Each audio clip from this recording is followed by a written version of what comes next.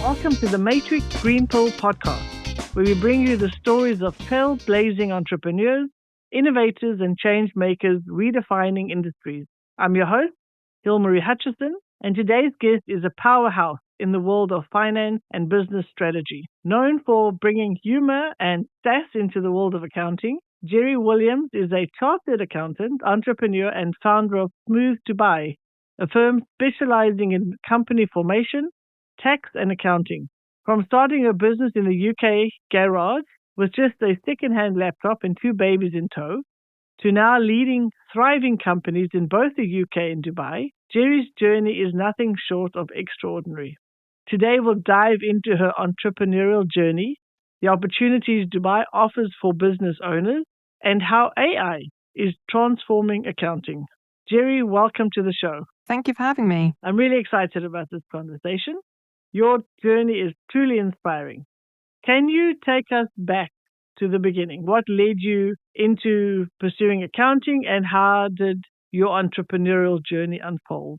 When I was at the school, I was always good at maths. I kind of thought to myself, what can I do with this in terms of a career? And I thought maybe I could go into teaching. I think eventually, once I'd gone to college, I spoke to lots of people and kind of researched things and realised that actually accountants earn quite good money. That would be a good use of my maths skills. So I went to university and I did a business studies degree. I decided even more so when I was at uni that it was going to be accounting I would go into, despite one of my university lecturers trying to put me off of it, saying, no, Jeri, please, you go into marketing or something. Please don't go into accountancy. It's so boring and you're so not boring. And I was like, no, it's what I want to do. So yeah, I didn't really look back after that. It is quite a reputation accountants have that it's a boring job. But for accountants, I think it's great that that reputation is out there. It means you always have work because it's something no one else will want to do. That is very true. You started out doing something else, or your degree was in something else. You figured out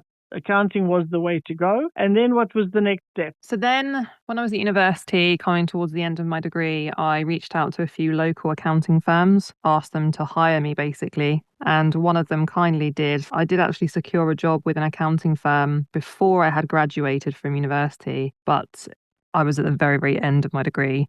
So that worked out really well. I stayed there for a year and then I moved on to another local firm, which were a much smaller firm, not so corporate, which I actually preferred. And I stayed there for about 9 to 10 years. So I trained with them. I studied to be a chartered accountant with them. I qualified as a chartered accountant and I eventually became a director of that accounting firm.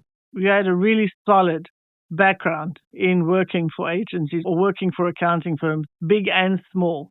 What then led you to want to go and venture out on your own? It was a few things, really. I just had my second son and I wasn't feeling great about going back to work and being kind of tied to certain hours and tied to my desk. I wanted more flexibility around the children. So it was that drove it mainly. But also I was kind of doing everything my own way. I was doing everything as digital as I could, using technology as much as I could, and kind of doing things a bit differently to the rest of the practice that I was working at. So for my clients, we were doing, e-signatures and all those kind of things. And the firm that I was at were just more old fashioned in their ways. And I just wanted to do things my way. So I thought, actually, if I set up my own firm, I've got more chance of doing that. I think trying to change an established practice is quite tricky when you've got kind of 3 established partners of the firm kind of doing things their way. So yeah, it was a case of kind of wanting to do my own thing and be more of a digital practice, but also have flexibility around the kids. That must have been quite a big step though, because you had attained quite a high position in the existing company. So that's quite a big leap to go out on your own.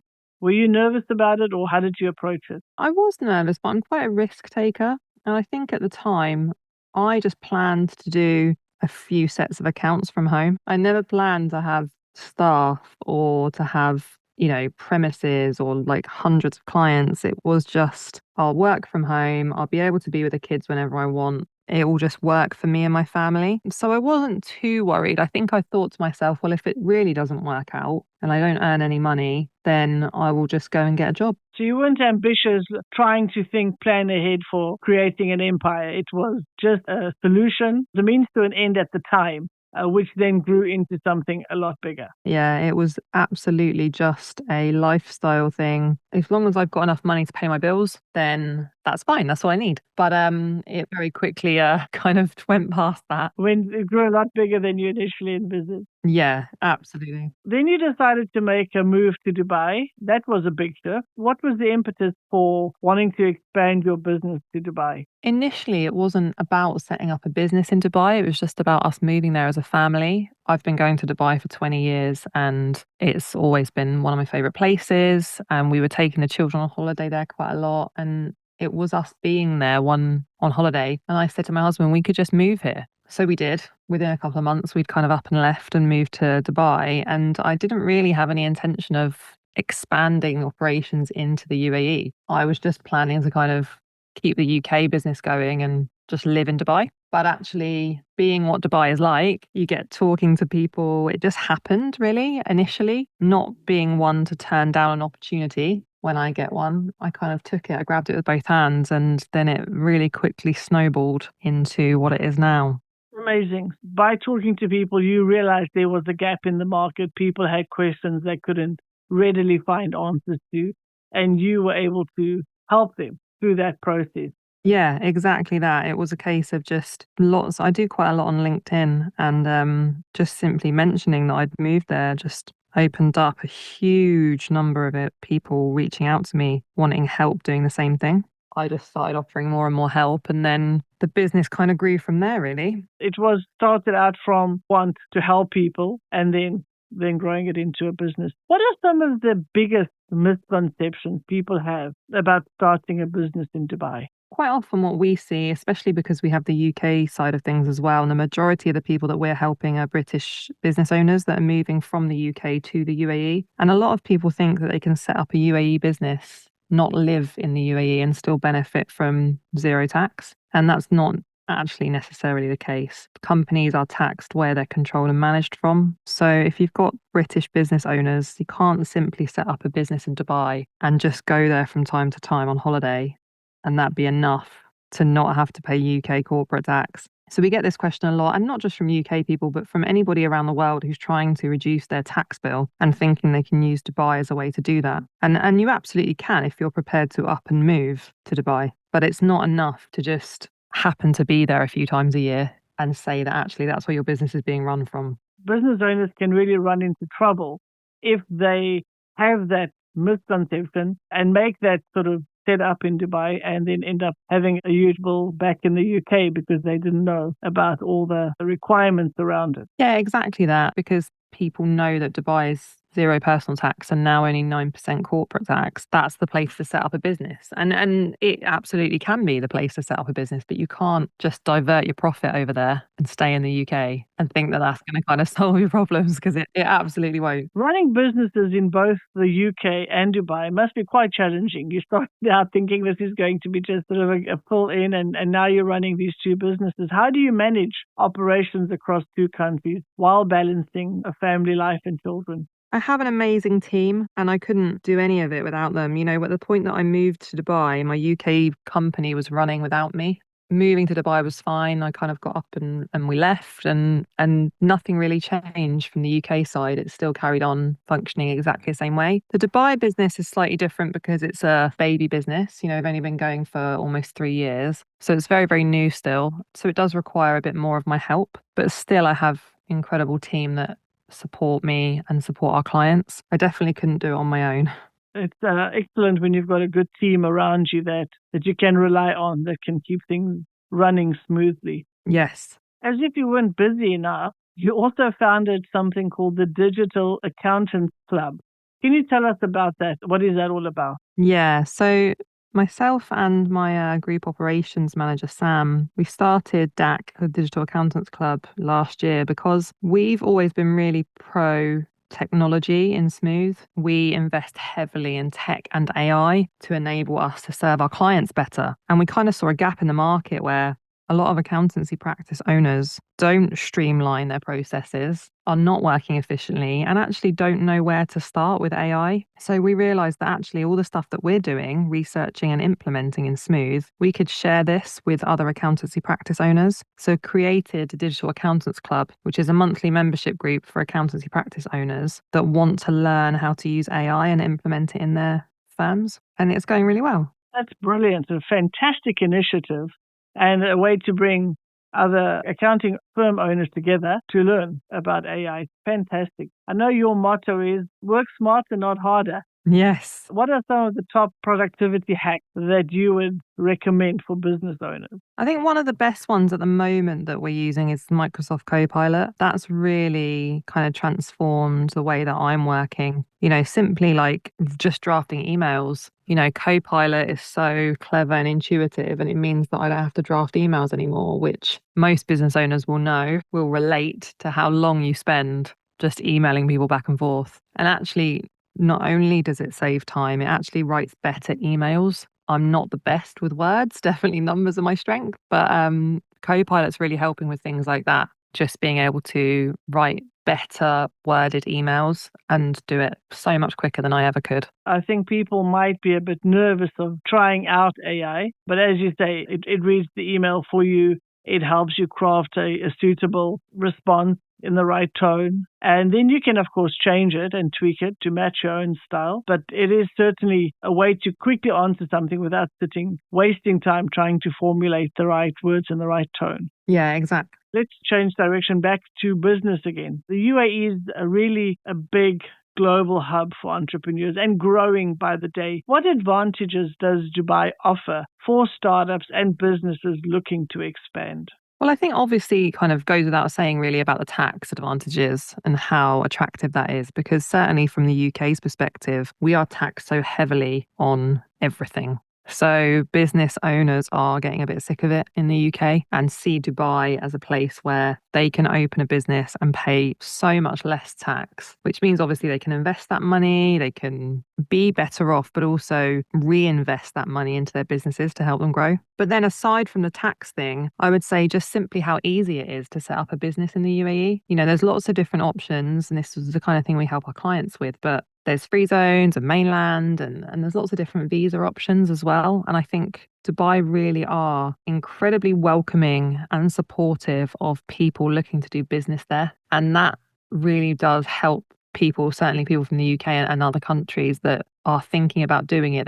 They're making it easy for them. A lot of upside to moving or to expanding a business to the UAE. What are some of the things business owners, though, should keep in mind or be aware of before setting up a business in Dubai? The first thing is to make sure that whatever your business activity is, that you choose a suitable setup for that business, because there are loads and loads and loads of different free zones. There are mainland company setups, and depending on your activity will depend where you should set your business up, what are the options, and then also whether it's a regulated activity or not. If it's a regulated activity, then there's other kind of hoops you've got to jump through. It's not just a case of setting the business up. So that piece, that advisory piece around where to set up, how to set up, if there's any further regulations, that bit at the beginning is really, really important to get that right. Then, as well as that, it's what type of visa that you take. A lot of people, when they set up businesses in Dubai, set up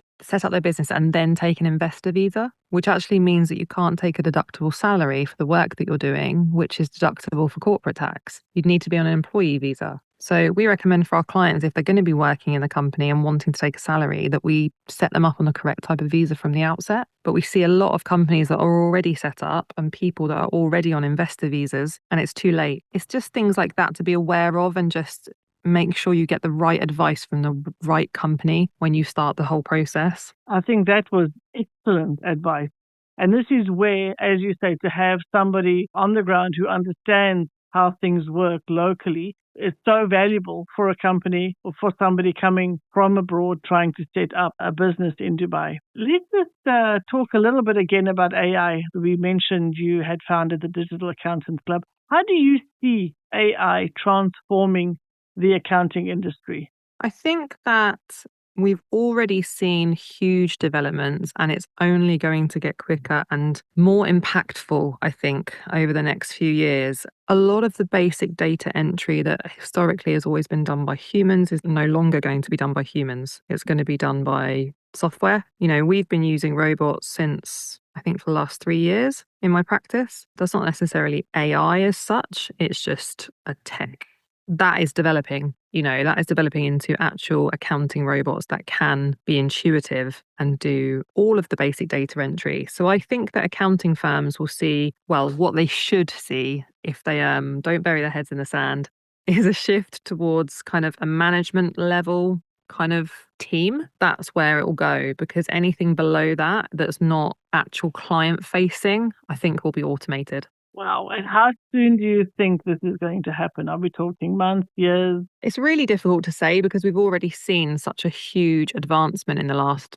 18 months. I think in the next 3 to 5 years is where we will see the biggest impact, and accountancy as we know it won't exist anymore. That's going to be a huge impact on the industry. Incredible. Accounting is often seen as very dry and technical, and yet you've managed to make it quite engaging and humorous, and you've grown quite an impressive social media presence, particularly on LinkedIn. How did you grow your following, and what impact has it had on your business? Well, I think in the early days, sort of 5 years ago when I was using LinkedIn, firstly, there wasn't many people. There wasn't many accountants, and there weren't many people posting on LinkedIn. It's quite saturated now, but back then it wasn't. And I think I wasn't really relying on LinkedIn for clients or inquiries. I was getting them from other places. So I was very free with how I spoke and the things I said. Whether that's a good thing or not, I don't know, but it certainly caught attention. And I was very just casual. I didn't really think much of it. I wasn't trying to win business. I was just kind of saying whatever I thought, and quite often those posts would take off and go viral, and followers just kind of built up over time. I think it's 5 years of consistent posting every day on any platform will naturally build your following up. And that's kind of what happened to me. And it has opened so many doors. I mean, I get sponsored by some of the biggest brands and a lot of companies wanting to work with me to post on LinkedIn to promote them. And that's just me personally and my personal brand. But business wise, it has been a huge driver of new growth, probably the biggest over the years, I would say. It's maybe starting to shift slightly now towards more like our website and referrals and things like that. But certainly LinkedIn has been a huge driver of growth for us. Well, fantastic. Well done. You've grown businesses. You've been super successful, not setting out to grow something this big, but you've certainly been very successful. So congratulations on that. Thank you. Now we've come to the segment of our show where I'll ask you some rapid fire questions, our version of a game show. Are you ready? I am ready. If you weren't an accountant, what would you be doing? I think I would have a beauty salon. Oh, what fun. What was the best piece of advice you've ever received? Work hard and be nice to people. In one word, how would you describe your leadership style? I would say is fair. This one might be hard. What's your go-to tax tip that everyone should know? Always get proper advice. Oh, very good. What is one thing you do every day, no matter how busy you get? Have cuddles with my children in bed. The best part of the day. Exactly. Well, thank you for playing along. That was easy enough. Now, I would like to ask you our signature green pill question. What was your green pill moment, the action or event that was the turning point for you or your career?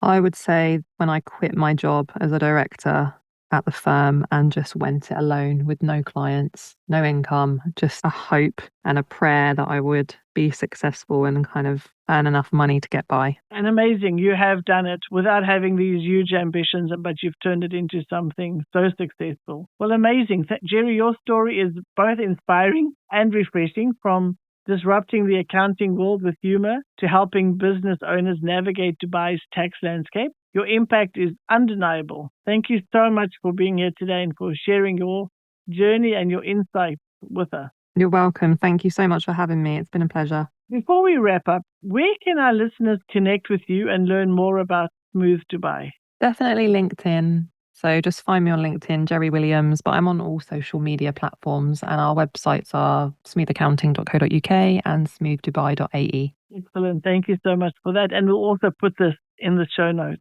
And to our listeners, thank you for tuning in to another episode of the Matrix Green Pill podcast. If you enjoyed this conversation, don't forget to subscribe, leave us a 5-star review, and stay connected for more inspiring stories. Until next time, keep learning, keep growing, and keep making an impact. If you enjoy our conversations, please like and subscribe. See you next Wednesday.